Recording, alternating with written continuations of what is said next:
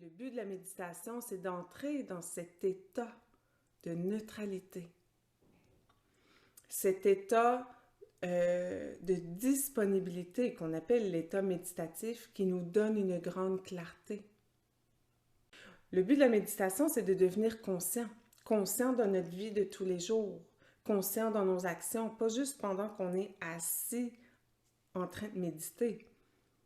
Notre pratique sert à transformer le reste de notre journée, transformer notre quotidien, transformer nos choix afin que ce soit des choix conscients, lucides, clairs et créatifs.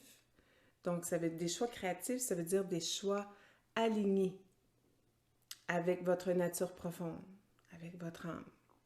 Alors aujourd'hui, le thème de la méditation, on va travailler plus précisément sur la maîtrise du mental. Sur la maîtrise du mental, sur d'abord un relâchement, un lâcher-prise pour nous permettre de plonger dans nos profondeurs. Vous savez, l'enjeu actuel, j'allais dire l'enjeu à venir, mais c'est un enjeu actuel, vous le vivez, on est là-dedans. L'enjeu actuel, c'est la maîtrise du mental. On vit dans un monde, dans une réalité où tout part de l'aspect mental. Le mental, au sens yogique, le mental, c'est pas juste le mental, le petit hamster. Ça, c'est juste une petite partie du mental. C'est le mental négatif qui est trop fort et qui sabote. Quand je parle du mental, à la base, on parle du mental en termes, voyez ça comme un espace créatif dans lequel tout prend forme. Donc, quand on commence à maîtriser notre mental, on commence à maîtriser notre fréquence. Parce que le mental fonctionne par fréquence. Chacune de vos pensées a une fréquence et on peut le mesurer. Il y a des outils maintenant qui permettent de mesurer les ondes du cerveau, les fréquences et tout et tout. Alors, on peut valider ça. Donc, le mental fonctionne par fréquence. Quand vous apprenez à maîtriser votre mental, vous maîtrisez votre fréquence. Quand je parle de fréquence, c'est par exemple, on peut parler d'une fréquence de joie, on peut parler d'une fréquence d'insécurité, de peur, on peut parler d'une fréquence d'amour, une fréquence d'abondance. Tout ça, c'est des états, mais ces états-là partent d'une fréquence. Ça veut dire que quand on maîtrise notre mental, on maîtrise notre fréquence et ça veut dire qu'on maîtrise les expériences de notre vie. Ça veut dire que je suis capable de me mettre, moi souvent je donne l'exemple d'une playlist. Hein? On écoute de la musique, on aime telle musique nous fait sentir de telle façon. Fait, hein, on veut se détendre, on veut écouter de la musique de relaxation, on veut danser, on peut mettre de la musique latine ou peu importe. Hein? Chaque musique a une fréquence, nous met dans un état. Mais c'est la même chose, on peut programmer, faire jouer des playlists mentales qui nous met dans telle fréquence. Alors, c'est intéressant et c'est ça qui teinte l'expérience, notre existence. Alors, ça, c'est à ça que ça sert la méditation. Et quand on maîtrise notre mental, on maîtrise notre vie. Quand on vit des périodes de bouleversement, des périodes de grands changements, des périodes de questionnement, qu'est-ce qui arrive, c'est que le subconscient va venir décharger dans le mental conscient. Il y a différents aspects au mental. Je ne peux pas rentrer là-dedans ce matin, il y a beaucoup de contenu, mais ça fait partie de la base de mes enseignements, j'en parle beaucoup. Donc, l'aspect du mental qui est conscient reçoit une décharge. Quand on vit un bouleversement, le subconscient vient downloader, vient décharger dans le mental conscient tout ce qui a attrait à la survie. C'est notre mécanisme de survie qui embarque. Qu'est-ce que ça fait? On va dire, la première chose que ça peut provoquer, bien, ça peut créer un chaos intérieur. Ça peut créer, le mental s'embrouille, les émotions embarquent, ça crée de la confusion, puis tout ça est alimenté. Pensée, émotion, ce qui crée nos expériences, ce qui crée la perception des événements qui se passent dans notre vie. Hein? Ce que vous vivez dépend de la perception que vous avez des événements qui se présentent dans votre vie. Ce n'est pas nécessairement les événements comme tels. Je vais vous donner un exemple. Ça avait été marquant pour moi. Je le donne souvent comme exemple. Il y a 1 an ou 2, je courais un matin sur le bord du lac. Et j'étais super bien, j'avais ma musique, il faisait beau, puis j'étais vraiment dans un état, je me sentais vraiment en harmonie, en symbiose avec l'univers, tu sais, c'était comme wow. Puis à un moment donné, en courant, il y a un petit oiseau, tu sais, il s'en venait, puis il faisait ça. Il plongeait à côté de moi, il remontait, il plongeait à côté de moi, il remontait. Puis moi, j'étais comme, my God, wow! Là, je me disais, lui aussi, il trippe comme moi, puis on trippe, puis la vie est belle. J'étais vraiment, c'était wow, tu sais, c'était un beau moment de connexion. Et là, comme que je cours, il y a une femme qui court, qui s'en vient, elle faisait son jogging aussi, elle s'en vient dans ma direction.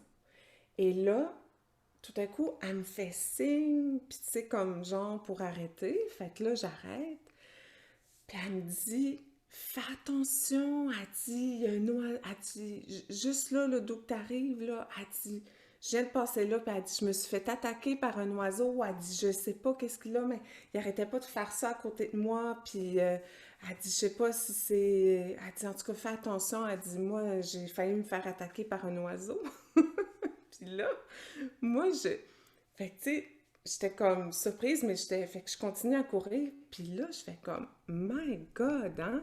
La même, on va dire, le même événement, mais 2 réalités différentes. On l'a pas perçu de la même façon. Peut-être que c'était une maman qui voulait protéger, peut-être que le nid était là, puis son passait trop proche. Mais c'est sûr que dans la fréquence que j'étais, je veux dire, si elle était pour m'attaquer, elle m'aurait attaqué, là. Mais je veux dire, elle ne doit pas avoir senti. Mais peu importe, sans qu'on n'interprète rien, juste les faits, fait que 2 personnes ont vécu la même situation d'une perspective différente. Donc, c'est pour ça, quand je dis notre réalité, ça dépend de notre perception. Puis notre perception vient de notre état intérieur. État intérieur veut dire comment mon système nerveux, mon système glandulaire travaillent ensemble, parce qu'eux autres influencent énormément. Puis ensuite, l'aspect mental. Donc, il y a le corps et il y a l'esprit, le mental. Et c'est ça qu'on fait avec le yoga. Le yoga donne au corps une capacité pour se mettre dans un état intérieur, une fréquence, une cohérence qu'on appelle. Puis la méditation permet à l'esprit, au mental, de se mettre sur une fréquence adéquate. Et ensuite, d'unir les deux pour créer l'état d'unité, l'état de connexion, de symbiose, l'état d'amour et qui génère après ça plein de fréquences, d'émotions, d'expériences positives et élevantes.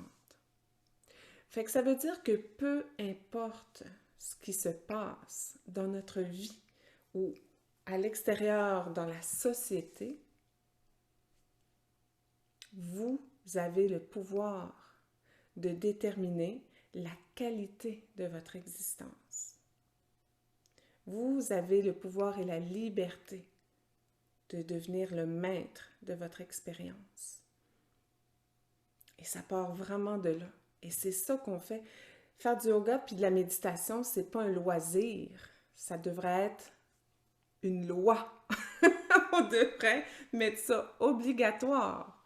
Ça devrait être une responsabilité morale qu'on se donne pour s'offrir, je veux dire, oui, un bien-être à soi, mais aussi pour participer et se donner les moyens comme société, comme planète, pour créer vraiment un monde meilleur et qui s'élève. Et c'est ça qui se passe. Il y a beaucoup, beaucoup de gens, de plus en plus de gens qui méditent, qui font du yoga et tout et tout.